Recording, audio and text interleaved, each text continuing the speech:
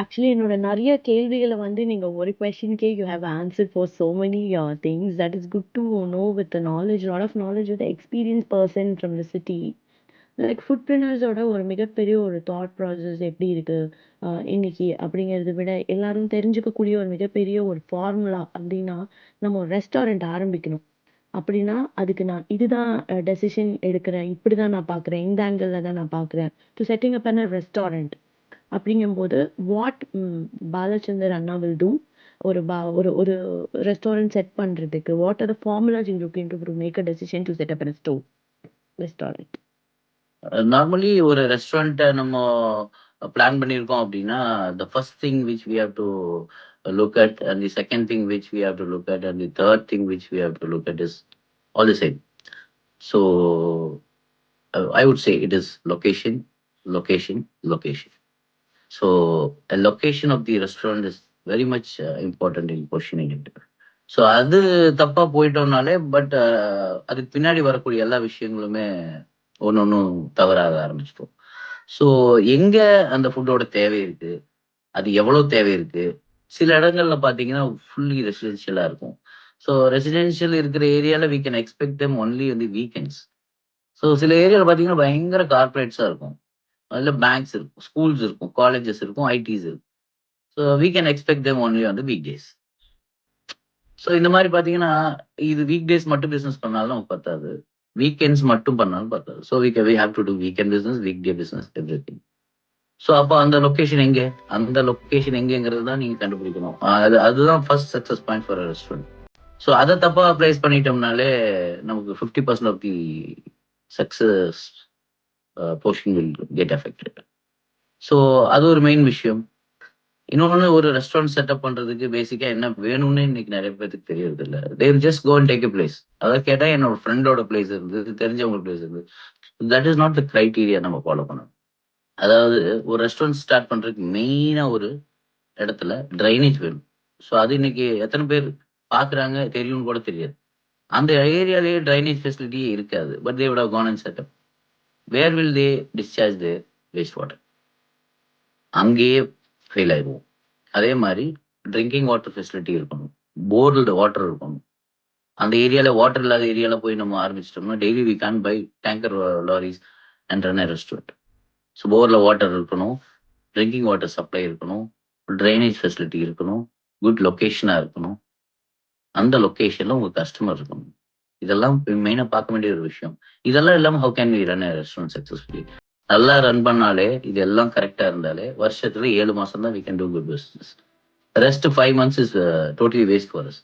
Say for example, இப்போ நீங்க கார்த்திகை மாசம் எடுத்துக்கிறீங்கன்னா ஃபுல்லாவே ஐயப்பன் மாலை சீசன். ஒரு வீட்டுல ஒருத்தர் மாலை போட்டாலும் அந்த வீட்டுல யாருமே நான்வெஜ் சாப்பிட மாட்டாங்க. இதே புரட்டாசி மாசம் எடுத்துட்டீங்கன்னா கம்ப்ளீட் புரட்டாசி எல்லாருமே நான்வெஜ் சாப்பிட மாட்டாங்க. இன்னைக்கு மோஸ்ட்லி 60% மேல ஆட்கள் சாப்பிடுறது. ஏன்னா யங்ஸ்டர்ஸே சாப்பிட மாட்டேங்கிறாங்க. I don't know what is the reason. So we are still analysing that.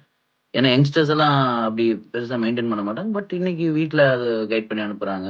ஜோஷிக்காரங்க சொல்றாங்க புரட்டாசி மாசம் கண்டிப்பா நீங்க எல்லா நாளும் சாப்பிடக்கூடாது நான்வெஜ், கோயிலுக்கு போயிட்டு வரணும். ஆடி மாசம் எடுத்துட்டீங்கன்னா 5 ஆடி வெளி வரும். அதுல ஆடி அமாவாசை வரும், ஆடி பௌர்ணமி வரும், ஆடி பெருக்கு வரும்.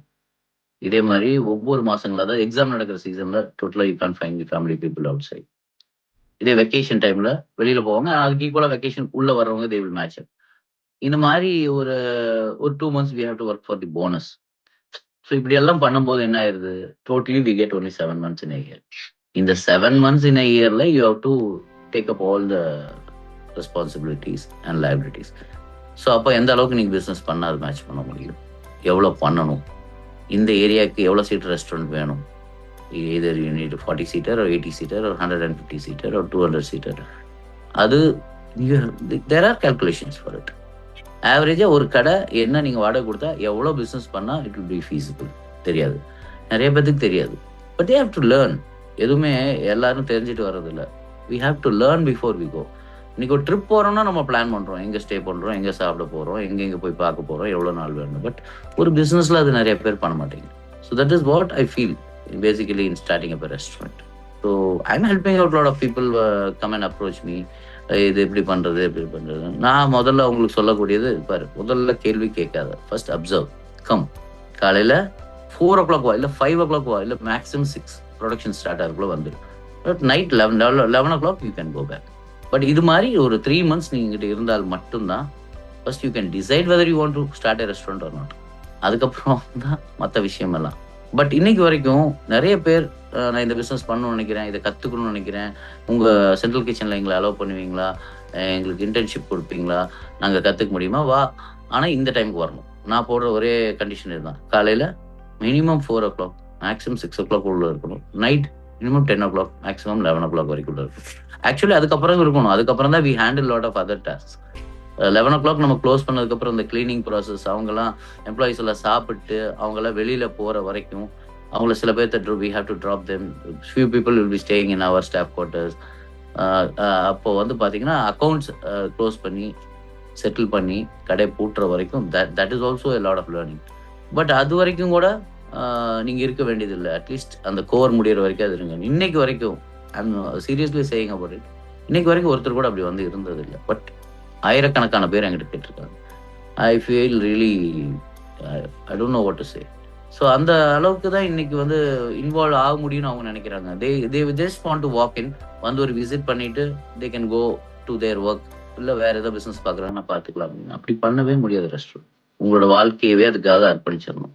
உங்களோட குழந்தைகளை போய் ப்ராப்பராக அவங்க கூட டைம் ஸ்பெண்ட் பண்ண முடியாது, வெக்கேஷன் போக முடியாது, மூவி போக முடியாது. ஆல் த டைம் இதே கட்டிப்பிடிச்சி இங்கேயே தான். ஸோ இதுக்கு தயாரானவங்க மட்டும்தான் இந்த உணவு தொழிலுக்கு ஃபிட்டின் ஆவாங்க. லைஃப் ஸ்டைல் அப்படின்னா ஐ வில் சே நோ, அதுக்கு இது பிஸ்னஸ் கிடையாது. You have lot of other options also. நீங்கள் சொன்ன மாதிரி ஃப்ரான்ச்சைசி மாடலில் ஆப்ரேட் பண்ணக்கூடிய வெஸ்டர்ன் ஃபுட்டும் இருக்குது, நம்ம ஃபுட்டுமே இருக்குது.